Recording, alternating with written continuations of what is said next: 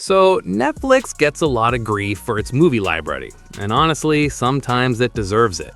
But buried underneath all the algorithm bait and the sequels nobody asked for, there are some genuinely great films on there right now that most people have completely skipped past. And today, I want to fix that. Today, I've got 6 movies on Netflix that I love recommending, including one of the most underrated crime films of the last decade, a sci-fi action movie that is pure ridiculous fun, and a mystery that I genuinely believe is a masterpiece that almost nobody saw. And as always, stream availability for everything on this list is pinned in the first comment below. Go check that out. Let's get into it. So first up, I want to talk about a film that came out in 2022 and just did not get nearly enough attention outside of film festival circles. This is a crime thriller set in Iran, and I know for some of you that description alone is going to make you hesitate, but stick with me here, because this movie is something special. It's a cat and mouse story at its core. Serial killer operating in the open, investigative journalist trying to expose them. That setup sounds familiar, right? You've seen that before. But what makes this one completely different is the way it goes after the system, not just the individual. It's not satisfied with one villain, it wants to indict everything around him too. And that's where it gets genuinely unsettling.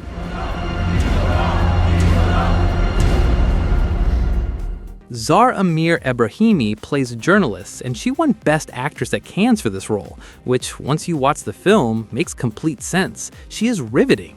The camera work is artful without being showy, and the film never gives you the clean resolution you're hoping for, which is frustrating in the best possible way. If you like crime thrillers that actually have something to say beyond just the mystery, this one is for you. The movie is called Holy Spider, and it's one of the most quietly devastating films Netflix has in its library right now. We want to underscore again that we're coming to Chicago peacefully, but whether we're given permits or not, we're coming. Now this next one, I love recommending this one because it's one of those movies where you finish it and then immediately want to tell someone else to watch it. This comes from Aaron Sorkin, who, if you're not familiar, he wrote The West Wing, The Social Network, Moneyball. The guy writes dialogue faster than most people think. And here he's taking on a true story from 1968. 8 people arrested for protesting the Vietnam War at the Democratic National Convention in Chicago. The trial that followed was, to put it gently, a complete circus. The kind of thing you'd assume was exaggerated if it wasn't all documented. What I love about this film is how it manages to feel urgent and relevant without beating you over the head with it. The courtroom scenes are tense. The performances are fantastic across the board.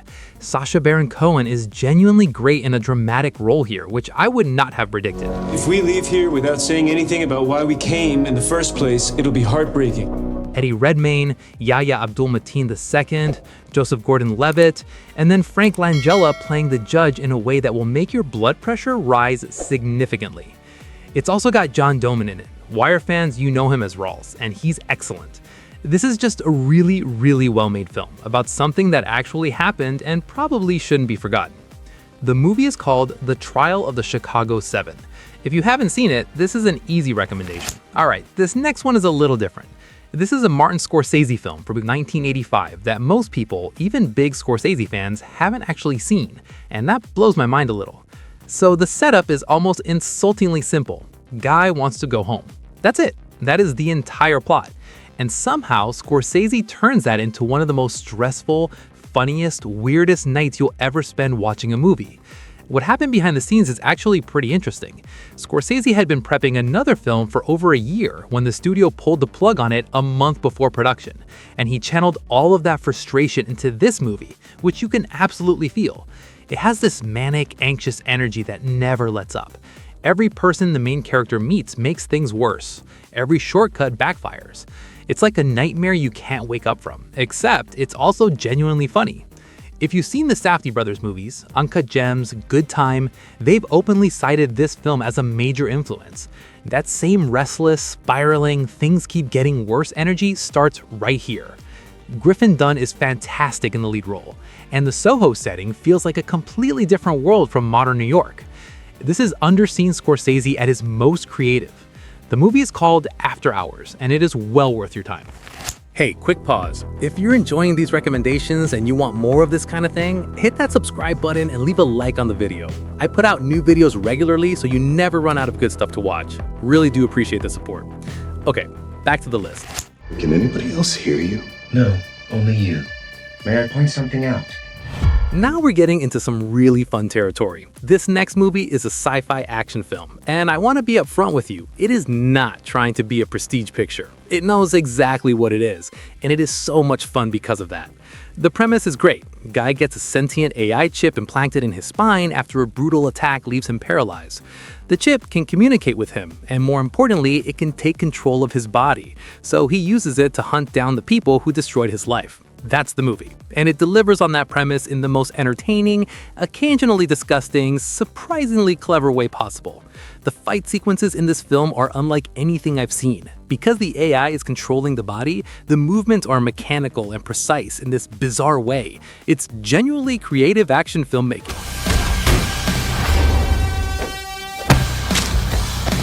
Logan Marshall Green plays the lead, and he is terrific. Really physical, really committed performance.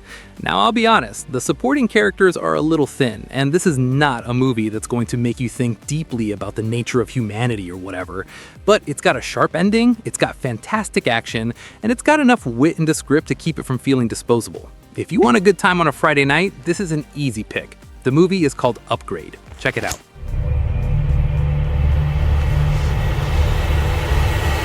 Okay, now this one I get genuinely excited recommending because I think it's one of the most underrated heist films of the 21st century. I really do. This comes from writer Taylor Sheridan, who right around this time was about to absolutely explode with Yellowstone and all those spin-off shows. But before all of that, he wrote this, and it might still be the best thing he's ever written.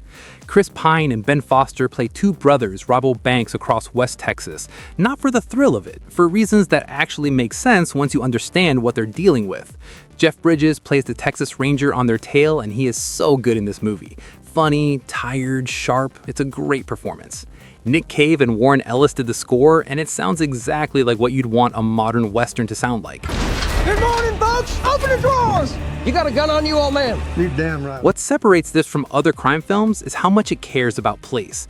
The towns these brothers drive through are fading. The land is beautiful and broken at the same time. And the film holds all of that without making a big speech about it. It just shows you and lets you sit with it. If you're a Taylor Sheridan fan and you've never seen this, make it the first thing you watch. If you've never heard of Taylor Sheridan, also make it the first thing you watch. The movie is called Hell or High Water. What's your location? The Wind River Indian Reservation. And my top pick, and I mean this sincerely, is one of the best mystery films I've seen in the last 20 years. It's also one of the most overlooked, which genuinely baffles me every time I think about it. This is also Taylor Sheridan, this time writing and directing. A young woman is found dead on a Native American reservation in Wyoming in the middle of winter. Elizabeth Olsen plays an FBI agent brought in to investigate, and Jeremy Renner plays a local tracker who knows the land and the community in ways she doesn't. The two of them together are excellent. What I want to prepare you for is the pacing. This movie builds slowly and deliberately. It is not in a hurry.